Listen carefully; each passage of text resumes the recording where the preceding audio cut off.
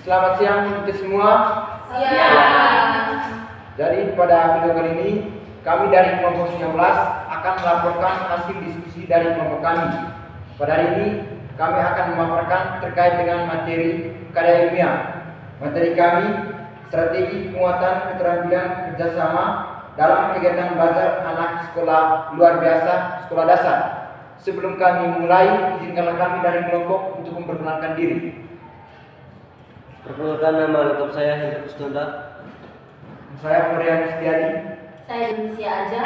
Saya Elizabeth Junia Astela Mite. Saya Efrisa Suka. Saya Agatha Loda. Saya Devia Ego. Saya Agnes Mundur. Saya Antonia Antalia Zama. Saya Anastasia Aluna. Kepada pembateri pertama, waktu dan tempat saya persilakan. Yang pertama, latar belakang. Pendidikan merupakan hak fundamental bagi setiap individu tanpa memandang kondisi fisik, mental, intelektual maupun sosial.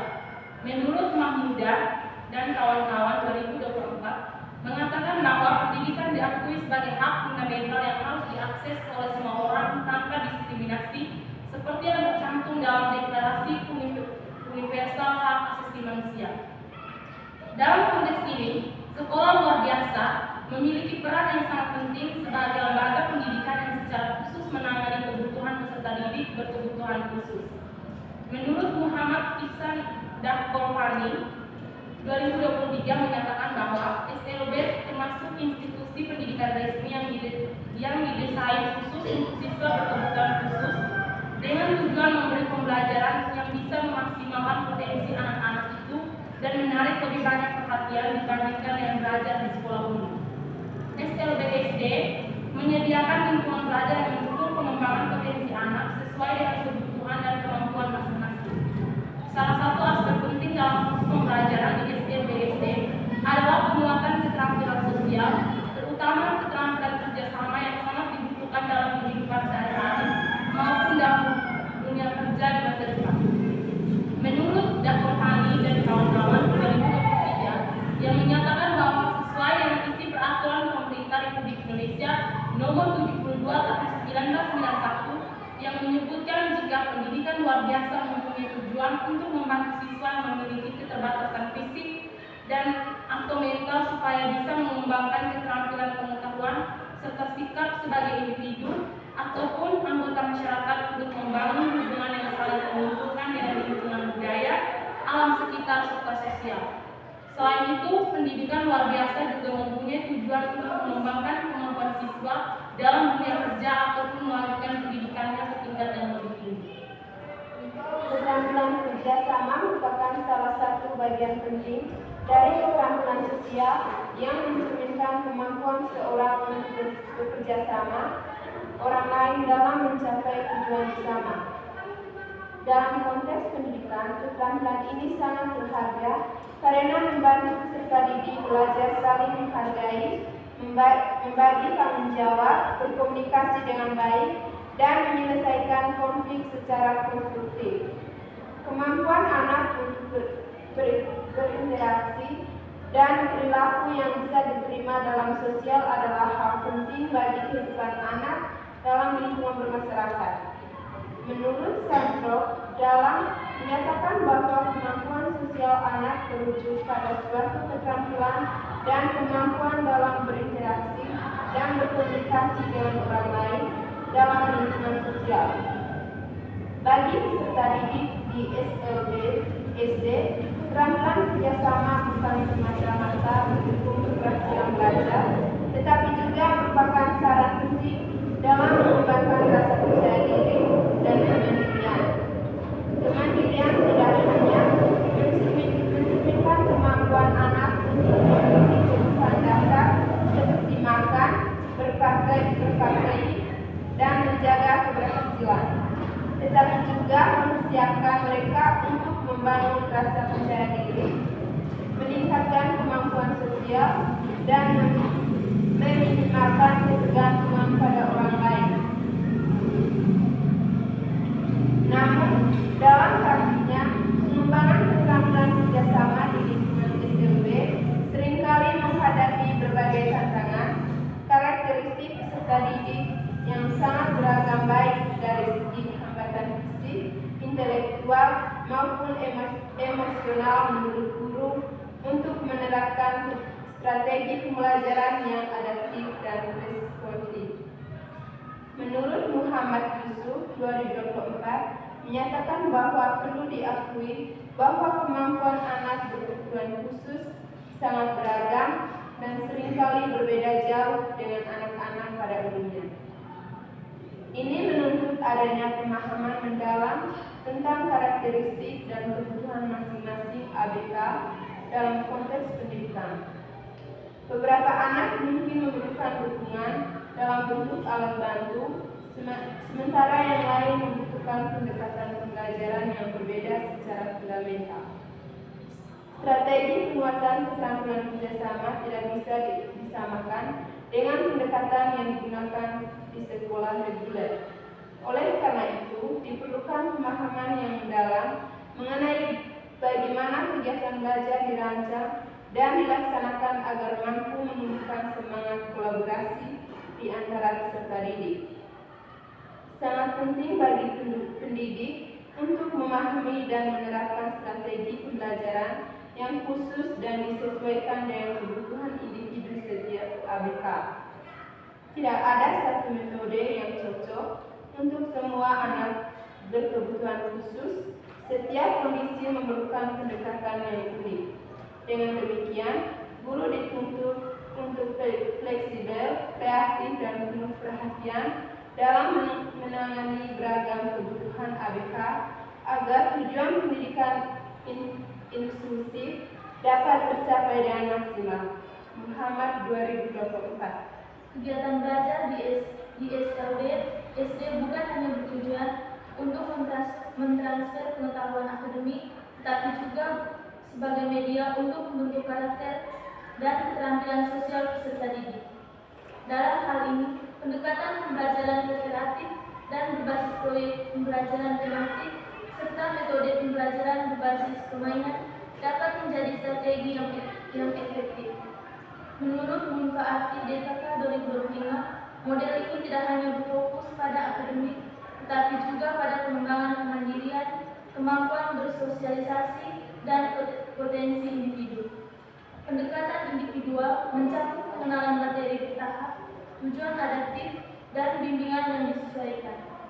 Strategi seperti dukungan satu-satu, penguatan psikologis, dan fleksibilitas, metode menciptakan lingkungan belajar yang aman dan mendukung.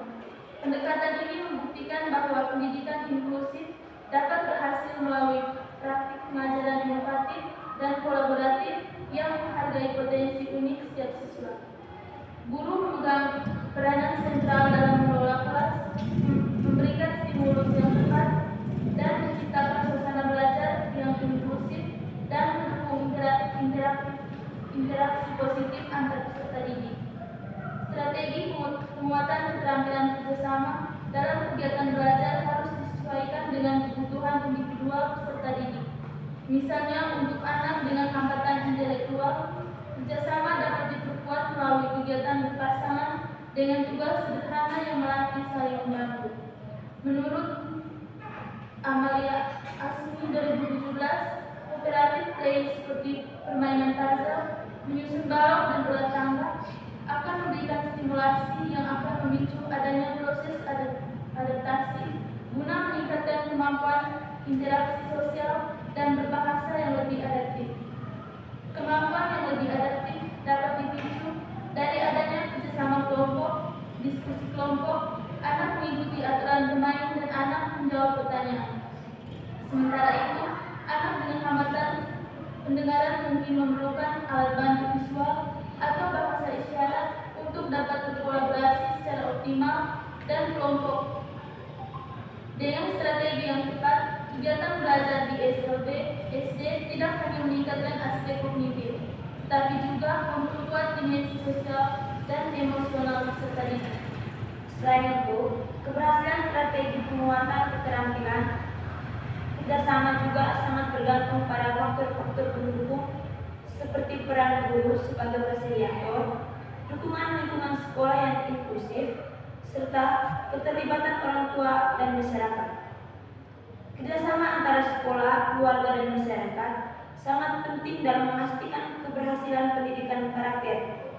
Nurhayati et al. 2023, studi oleh Zubaidi 2020 menunjukkan bahwa dukungan kebijakan sekolah dan pelatih guru menjadi faktor utama dan efektivitas program pendidikan karakter.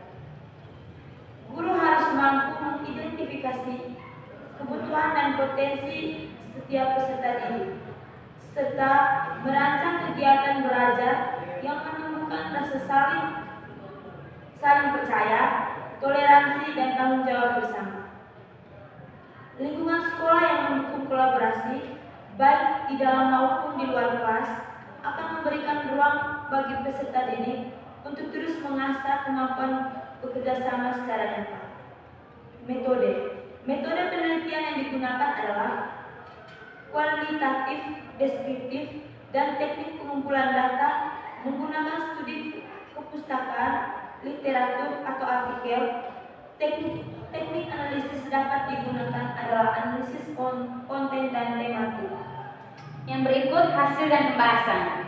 Yang pertama, hasil. Berdasarkan analisis terhadap sejumlah artikel, jurnal, dan sumber daring yang relevan, ditemukan bahwa penguatan keterampilan kerjasama pada anak-anak sekolah luar biasa atau SLB tingkat sekolah dasar memerlukan pendekatan yang terstruktur, fleksibel, dan berbasis pada kebutuhan individual peserta didik. Berikut adalah beberapa strategi utama yang sering digunakan dan terbukti efektif. 1. Pembelajaran kooperatif terstruktur. Pembelajaran kooperatif merupakan strategi yang paling banyak direkomendasikan dalam literatur. Model seperti think by share, jigsaw, dan kerja kelompok kecil sering digunakan untuk meningkatkan interaksi antar peserta didik. Dalam konteks anak SLB, pendidik perlu melakukan modifikasi agar aktivitas ini sesuai dengan kemampuan dan hambatan masing-masing anak. Menurut Ayun Mayansari dan kawan-kawan 2025 dan Clever et al. 2025 yang mengatakan bahwa penggunaan pembelajaran kolaboratif di pembelajaran inklusif cukup efektif. Hal ini karena pembelajaran kolaboratif melibatkan siswa dengan dan tanpa disabilitas untuk bekerja sama dalam suatu tugas atau proyek. Dalam model ini, siswa ditempatkan dalam kelompok heterogen yang terdiri dari berbagai latar belakang dan kemampuan. Kolaborasi antar siswa ini bertujuan untuk meningkatkan pemahaman sosial, keterampilan intrapersonal, serta kesadaran akan keberagaman.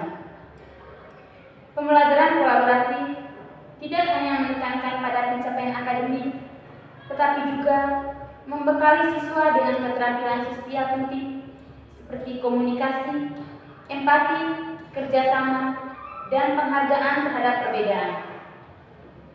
Strategi ini memungkinkan peserta didik untuk belajar tidak hanya dari guru, tetapi juga dari teman sebaya.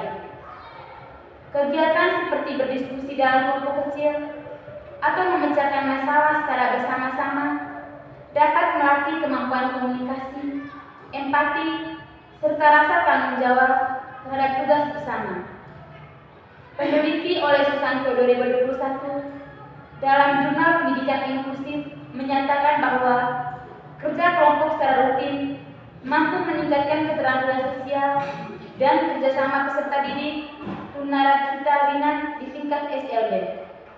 2. Permainan edukatif yang mengandalkan kerjasama. Permainan kolaboratif seperti estafet bola, membangun bangunan dari balok secara berkelompok, dan drama mini juga sering digunakan sebagai media penguatan kerjasama.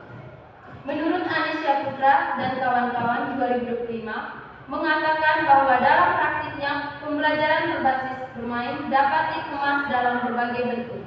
Misalnya, guru dapat menggunakan permainan edukatif seperti puzzle, balok bangunan, permainan memori, atau permainan papan sederhana untuk membantu anak memahami konsep akademik. Kegiatan simulasi, dan permainan peran atau role play juga sangat efektif untuk melatih keterampilan sosial seperti berpura-pura menjadi dokter, guru, atau pedagang yang memperkenalkan anak pada berbagai peran sosial dalam kehidupan sehari-hari. Selain itu, kegiatan eksplorasi di luar kelas seperti belajar di taman sekolah, berkebun, atau melakukan pengamatan terhadap lingkungan sekitar juga memberikan pengalaman belajar yang kaya dan bermakna bagi anak-anak. Aktivitas ini dinilai menyenangkan sekaligus bermanfaat dalam mengembangkan rasa percaya diri dan kemampuan bekerja sama dalam kelompok. Menurut kajian Wulandari tahun 2020, permainan peran dan permainan motorik kelompok efektif dalam meningkatkan interaksi sosial peserta didik dengan hambatan intelektual. Dalam permainan tersebut, anak-anak belajar menunggu giliran, mendengarkan teman, dan berbagai peran dalam menyelesaikan tugas. Yang ketiga, proyek kolaboratif dalam kegiatan praktik. Kegiatan berbasis proyek seperti membuat kerajinan tangan, menggambar mural bersama, atau berkebun juga merupakan strategi yang efektif.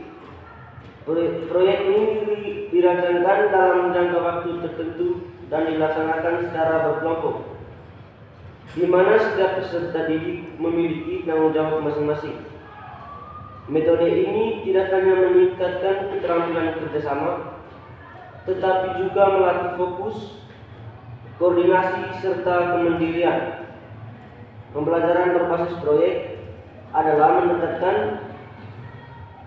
pendekatan pembelajaran yang melibatkan peserta didik dalam kegiatan berbasis proyek, di mana mereka diberikan tantangan berupa tugas nyata yang berkaitan dengan kehidupan sehari-hari untuk diselesaikan oleh peserta didik dan kelompok atau individu.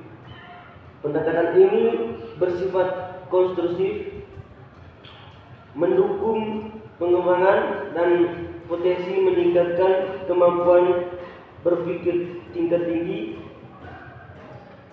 Menurut Tiara Dewi dan kawan-kawan 2024, dalam Atika atau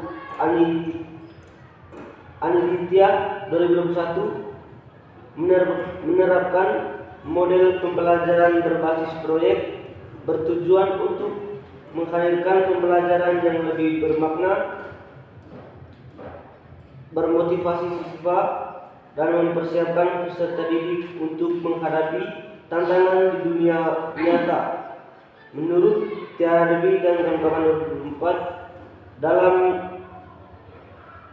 Ilham et al. 2023, pembelajaran berbasis proyek yang diterapkan dalam rumah belajar Kefala berfokus pada peserta didik diajarkan untuk menyelesaikan proyek-proyek yang bermanfaat bagi kehidupan sehari-hari. Penerapan metode ini, peserta didik melakukan activity of daily living atau ADL atau aktivitas kehidupan sehari-hari yang dilakukan setiap hari tanpa pembuatan orang lain, seperti membersihkan karpet dan menyapu. Hal ini juga dapat menjadi pengukuran kemampuan pada setiap peserta didik dalam melakukan aktivitas secara mandiri. Dalam artikel yang ditulis oleh Ramadhani 2022, proyek kelompok sederhana seperti membuat taman kelas berhasil membangun semangat kerjasama antara peserta didik SLB yang memiliki latar belakang kebutuhan khusus yang beragam. 4. Pendekatan individual yang mendukung interaksi kelompok. Meskipun tujuan akhirnya adalah kerjasama dalam kelompok, pendekatan individual tetap diperlukan. Guru perlu memahami karakteristik masing-masing peserta didik agar dapat menyusun kelompok belajar yang seimbang dan saling mendukung. Menurut Ahmad Budi Santoso dan kawan-kawan tahun 2024 yang mengatakan bahwa untuk mengajarkan siswa tunarungu secara efektif, guru perlu memiliki pelatihan khusus dalam bahasa isyarat, teknologi bantu, dan metode pengajaran inklusif. Anak-anak tunarungu belajar lebih baik ketika materi pelajaran disajikan menggunakan bahasa isyarat, multimedia, dan visualisasi. Keterampilan komunikasi dalam bahasa isyarat dan penggunaan alat bantu dengar yang sangat penting. Untuk memfasilitasi komunikasi visual, guru harus menyiapkan ruang kelas dengan penataan tempat duduk yang strategis. Mengingat kebutuhan setiap anak tunarungu berbeda, pendekatan individual sangat diperlukan. Guru harus memberikan lebih banyak bantuan dan perhatian kepada setiap anak sesuai dengan kebutuhan masing-masing. Guru berperan sebagai pendidik dan motivator di sekolah. Dukungan ini mencakup pengawasan belajar, motivasi emosional, dan komunikasi yang insentif. Peserta didik dengan hambatan komunikasi, misalnya, dapat didampingi oleh teman sebaya yang memiliki kemampuan berbahasa yang lebih baik. Menurut Martin dan kawan-kawan tahun 2025 yang mengatakan bahwa metode peer tutoring atau tutor sebaya mengorganisir ruang kelas menjadi kelompok-kelompok kecil di mana sumber belajar tidak hanya terbatas pada peran guru, tetapi juga melibatkan teman sebaya yang memiliki pemahaman yang baik dan kemampuan cepat dalam menguasai materi pembelajaran. Selain itu, guru juga memiliki peran penting sebagai fasilitator, mediator, dan teladan dalam perilaku kooperatif. Dalam pembelajaran di KSLB, guru tidak hanya menyampaikan materi, tetapi juga mengarahkan interaksi antar peserta didik dengan memberikan penguatan atas kerjasama, mediasi konflik kecil, serta menciptakan lingkungan belajar yang aman dan Selanjutnya pembahasan.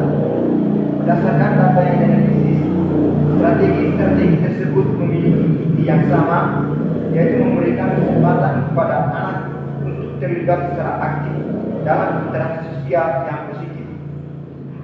Dalam konteks anak sekolah luar biasa atau SLB tingkat sekolah dasar, hambatan perkembangan seringkali mengaruhi kemampuan sosial dan komunikasi mereka. Menurut Rika Apriliana dan Muhammad Afandi tahun 2004 yang mengatakan bahwa kesulitan berkomunikasi juga menjadi tantangan dalam proses pembelajaran. Hal tersebut terjadi karena anak tunanetra cenderung pemalu. Selain tantangan kognitif, rasa malu yang berlebihan dapat berburu kesulitan komunikasi dan interaksi sosial mereka. Pada narasumber siswa A mempunyai sifat pemalu. Dalam berkomunikasi tata bahasanya kurang sempurna dan sedikit kebingungan saat mengutarakan pendapatnya. Hal ini tentu mengaruhi proses belajar mengajar mereka dan semakin sulit bagi mereka untuk mengembangkan bahasanya. Oleh karena itu, strategi yang berbasis kerja kelompok memberikan ruang yang nyata bagi anak untuk melatih keterampilan nyata kerjasama. Namun, keberhasilan strategi ini sangat bergantung pada kesiapan pendidik dalam memahami kebutuhan individu peserta didik, kemampuan dalam memodifikasi kegiatan pembelajaran, serta konsistensi dalam pelaksanaannya. Penguatan keterampilan kerjasama tidak dapat dicapai hanya dalam satu kali pertemuan, melainkan perlu dilatih secara berkelanjutan melalui kegiatan rutin yang menyenangkan dan bermakna. Selanjutnya, kesimpulan.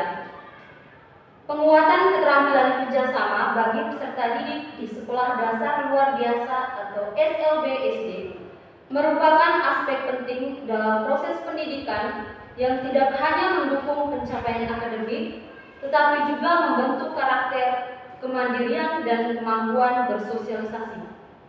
Pendidikan luar biasa memiliki tanggung jawab besar dalam memberikan layanan yang inklusif dan adaptif sesuai dengan kebutuhan individual anak berkebutuhan khusus atau ABK. Oleh karena itu, strategi pembelajaran yang digunakan harus bersifat fleksibel, kreatif, serta mempertimbangkan hambatan dan potensi masing-masing peserta didik. Pendekatan seperti pembelajaran kooperatif, permainan edukatif, proyek kelompok, serta dukungan individual terbukti efektif dalam menumbuhkan semangat kerjasama.